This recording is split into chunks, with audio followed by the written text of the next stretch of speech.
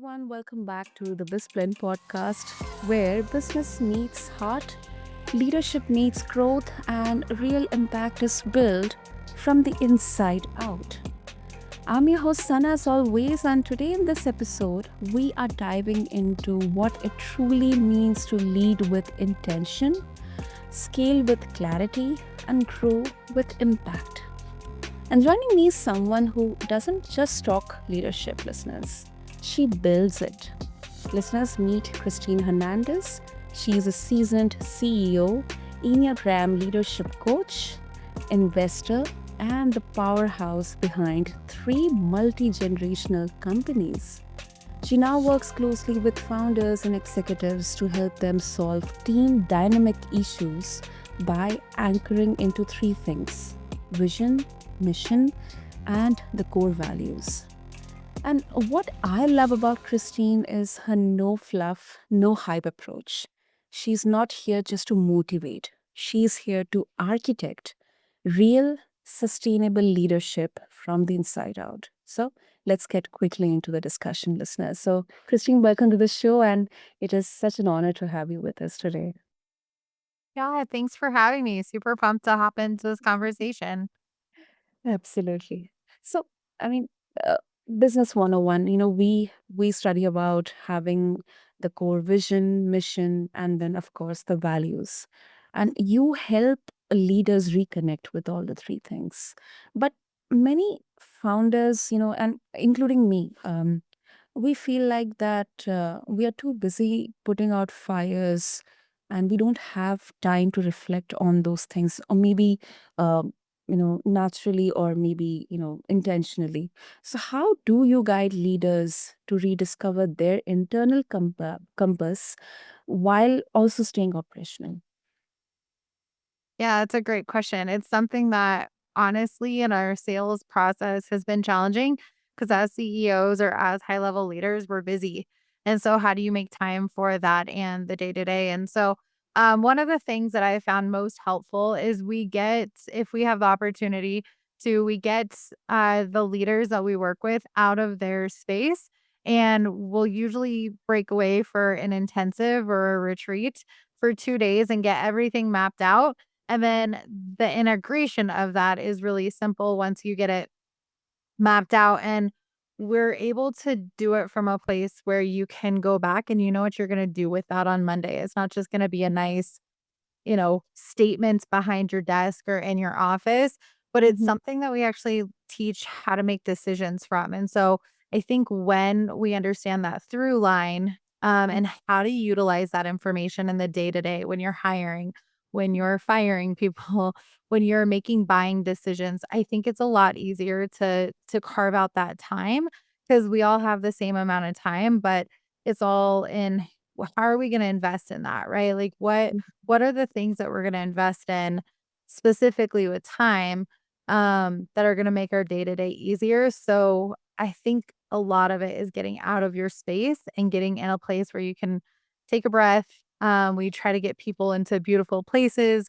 We try to get people use, modalities like, contrast therapy and movement to get that time to be really impactful, so we're not just sitting in a boring boardroom, and just on a whiteboard, but we actually try to get that space and that time super interactive so we can accomplish more together.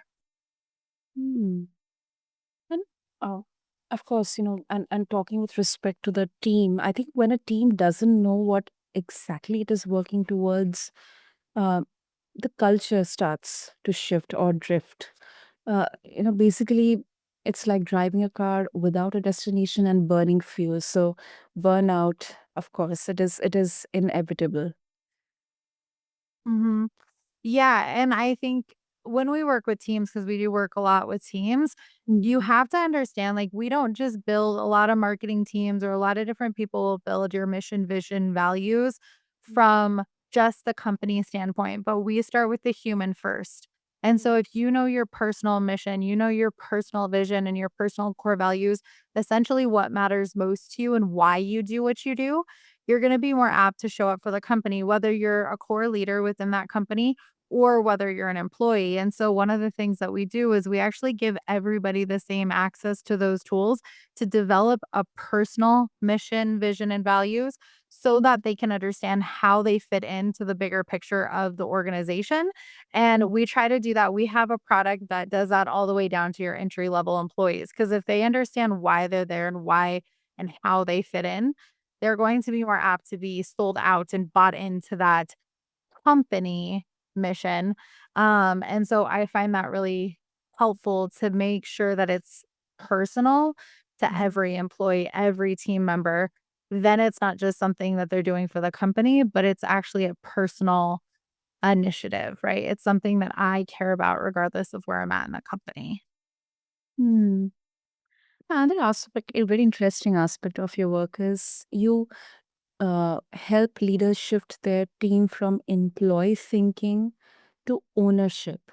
uh, which is kind of, I think many of today's employees won't mind about, because that's really a powerful frame. Because I guess the basics of any company or a business is built on this, relationship, this deep innate relationship of their employees, not thinking just from a perspective of, I'll just show up there, get my salary, and that's it, it's done, but actually owning up. So can you walk us through what this transformation looks like in practice?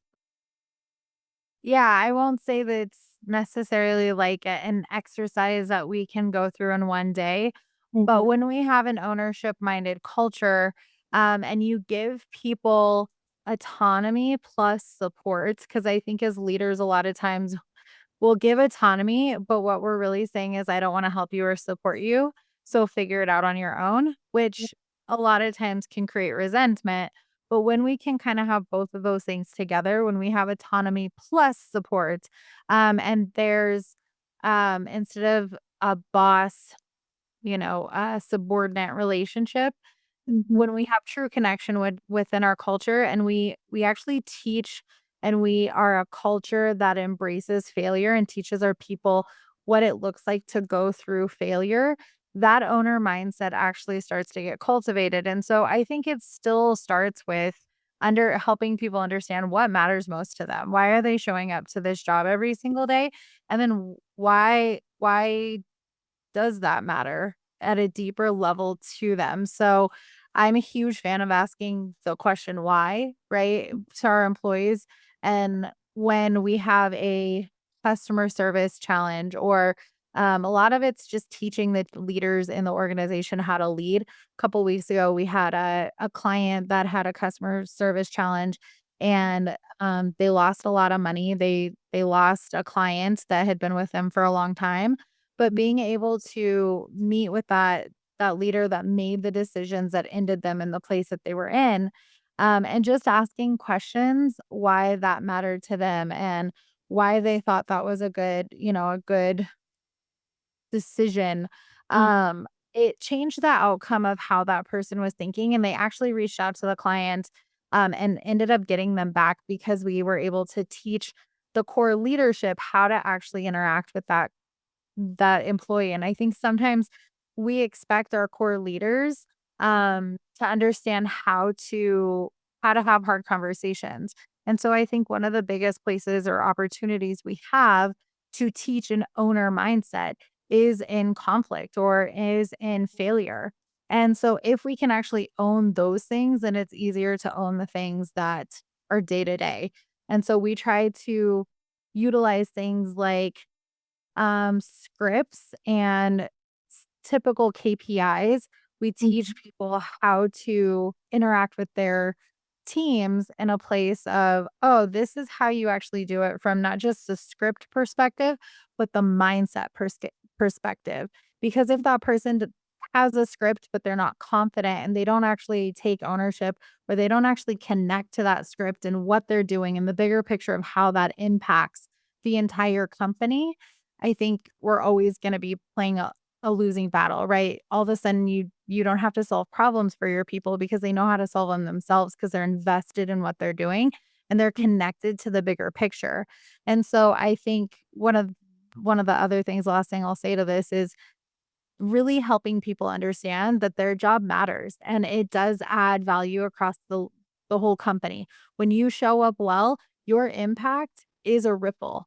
And if we can teach every leader, regardless of their position or their hierarchy in the company, that their impact matters, them showing up, it matters and it's making a difference. And we take that really seriously. All of a sudden, they're going to think more like an owner because they're going to realize that every decision they make does have an impact on not just themselves, but other people. That definitely shifts this, perspective about uh, the employer and the employer relationship.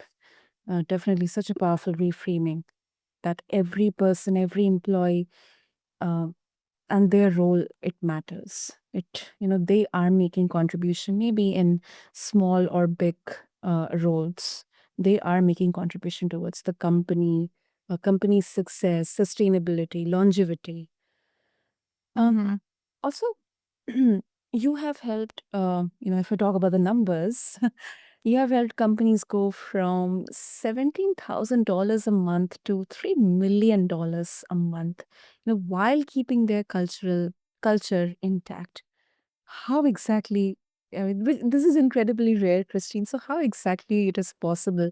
What are the most overlooked leadership habits, or I should say, blind spots that derail scaling? Yeah. Well, there's a lot there.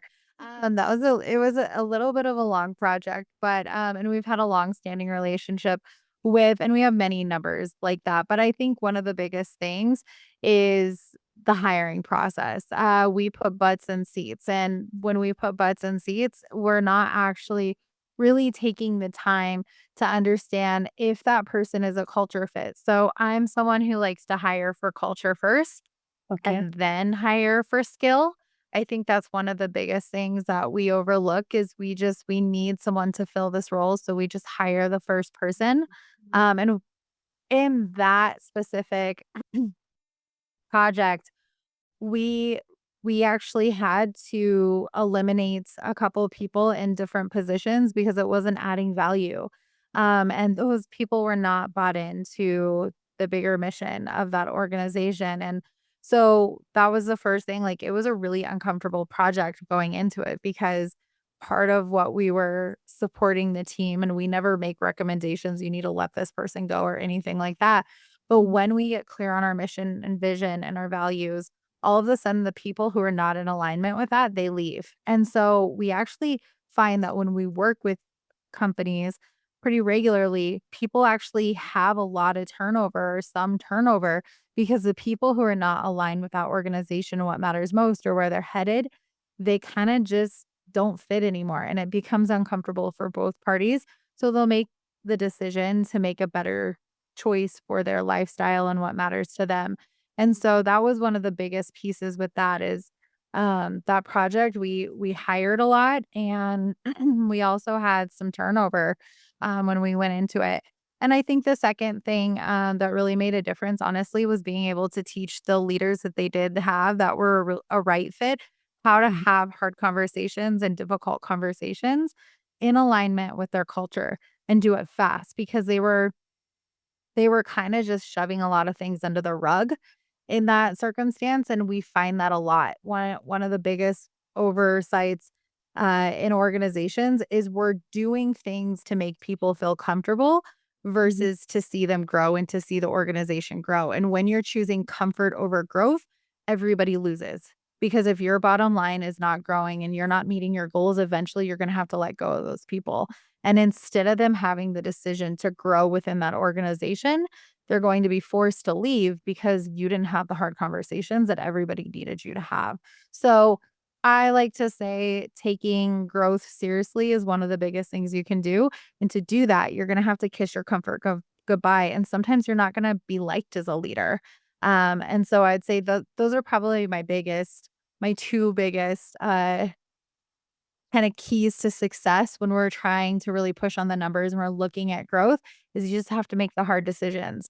And then the client conversation follows. So once you can actually figure that out internally, then your bottom line and your client acquisition grows naturally because you're all on the same page, you're all headed to the same direction. Exactly. Exactly. And it's like I can draw parallel uh to offer business to a person who is internally aligned with their values, and they are connecting with the like-minded people in driving that purpose. It's kind of the collective consciousness coming together and driving that values, those values. So thank you for sharing that, Christine. And talking about the Enneagram, so you use Enneagram to support leadership growth. And a lot of people see it as just another personality test, but you go deeper into that. So, how does it actually shape, teams operating and trusting each other? Yeah, great question. One of the things that I love most about the Enneagram, and I've used this, I've used Myers-Briggs. I'm certified in quite a few different things because I'm a curious person. But I love the Enneagram because it gives us a common language. And I think that's one thing that most personality tests do. They give us a common language to speak from in an organization. And I think language matters. But the other thing that I really love about the Enneagram over some of the other personality tests or tools that we use that are similar is it allows us to understand what the people in our organizations or ourselves look like when we're in stress versus when we're in growth. And I think that's a really valuable tool because a lot of times, like for example, I'm a challenger on the Enneagram. When I'm in stress, it looks real sexy. Like it looks really good. People are like, you're driving, you're pushing, you're knowledgeable, you're the leader. And sometimes when I'm in that place, it looks very different than when I'm in growth, because in growth, I'm a helper and I'm supporting people and I'm connected to people. And so my team knows based on the Enneagram, when I kind of tuck away and I choose to drive more than I do connect, they know I'm in stress. And so they can ask better questions, not from a state of blame or, hey, you're not doing it right, but really coming beside the leaders that are around you and saying, hey, like, what support do you need? How can I help you? Seems like you're under a lot of stress right now. Or what can we do to support you in this season? And asking great questions, I think, can be really helpful. It also allows us to understand how people respond to certain communication. So if somebody tells me to slow down versus asking me how to support or how they can support me, it's going to make a really big difference. I don't respond well when people tell me to slow down because that means I have to choose to put my goals down, and that's just not something I'm willing to do. I'm willing to do whatever it takes. That's a part of my personality. But if somebody comes alongside me and says, "Hey, how can I support you? Looks like you have a lot on your plate right now. I'd love to help. How can I do that?" I'm going to be a lot more responsive and less defensive. And so it helps us understand how to communicate with each other. I could go on and on for days about this, but I would say overall, that's probably one of the most helpful things. And, Yeah. DISC and some of those other tools are really helpful from an internal perspective, but the Enneagram gives us an insight into that whole person without putting us into a box because there's lots of different ways to look at each human. And there's not one challenger that's all the same. There's not one peacemaker that's all the same. We're all different. We all have wings and second numbers, but it gives us that baseline. I can sense that excitement in your voice, Christine, talking about Enneagram. And Yeah. so sometimes there's a pushback from data-driven leaders who say that these personality systems, they aren't measurable enough, or they don't give enough of that ground reality. So how do you respond to skeptics while keeping your approach grounded and also results focused? Yeah, I think that a lot of times we've worked with companies that have had those judgments or that have not been aligned.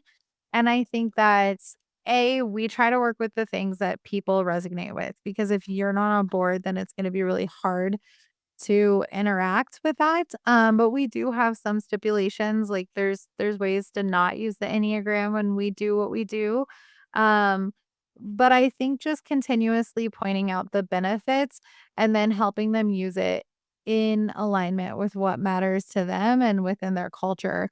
The biggest thing I've seen with the Enneagram or any personality test is it can be used against you. And so, as a leader, one of the things we do is we help everyone in the organization understand how to use it for good and not for the harm of others.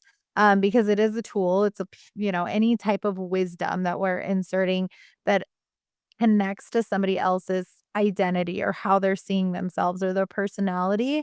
It can be used for harm. And the other thing is, we really try to push on the idea that, like, this is a way to look at yourself, but it's not exactly your identity. So you need to actually use it to grow, not to justify who you have been, but actually to grow into who you were created to be.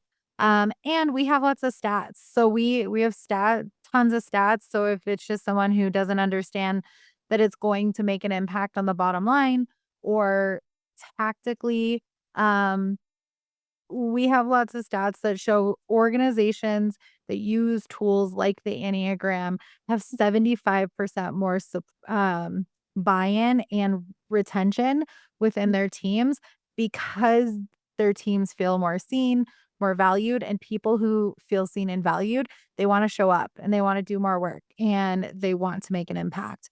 And so I think part of it's just education. And then the other part of it is helping people understand how it's gonna work for them and really listening to that. Hmm, that is great. So, Christine, before we wrap up, you have built businesses that spans, generations, and now you help others do the same. So, for all the founders or entrepreneurs today who want to build something with longevity and legacy, especially, right now in these challenging times, what's your biggest piece of advice? Ooh, that's a good question. If you're wanting to build a legacy, you have to start with knowing what your legacy is and what matters most to you. So, if you're a leader or a founder, you have to start with you and you have to get clear on who you are, what matters most. I know I've said that a lot today, but I don't think we take the time to understand those things. So, I would say start with that and get really clear on what does matter because you're not going to drive at a business that doesn't matter. Ask me how I know. I have tried. And that's part of, why I sold my first two companies is because they didn't matter at the same level. So get really clear on what matters to you and the legacy you want to leave outside of just money. So many times I have three kids, my daughter's 20, and I could give her all the money, but I'd rather teach her things that are going to help her understand how to have her money make money. And so I think if we can understand what our legacy is outside of money and just giving our kids or our teams or organizations the ability to just have financial wealth, I think we'll go a lot further and it'll just matter more and we'll feel better about it. And therefore, our teams will feel better about it as well. So I'd say that's my number one thing. Lovely, lovely. Great, great. Christian, if our listeners would like to connect with you, what's the best way? Yeah, so you can find me on LinkedIn, um, Christine Hernandez, or at Impact Initiative. And then I am on Instagram quite regularly, and that's Bold Leader Co. is my handle. So I'd love to connect with you. I'd love to hear your story and what legacies look like for you. So please do connect. Great. I'll make sure to have all the links and details in the show notes for our listeners. And Christine, once again, thank you. Thank you so much. I guess this was one of those conversations that I personally um, can, take away to do a bit of self introspection about how I lead, not just what I do. So thank you for your clarity, your wisdom, and your honesty. They're really gift, and thank you for sharing all the golden nuggets today on BizBlend. So to all of our listeners, if you are feeling inspired to lead more consciously, Scale with soul and build with intention. Go check out Christine's work. And if this episode resonated, share it with a fellow founder or a leader who needs to hear this. Until next time, keep building what matters. Thank you.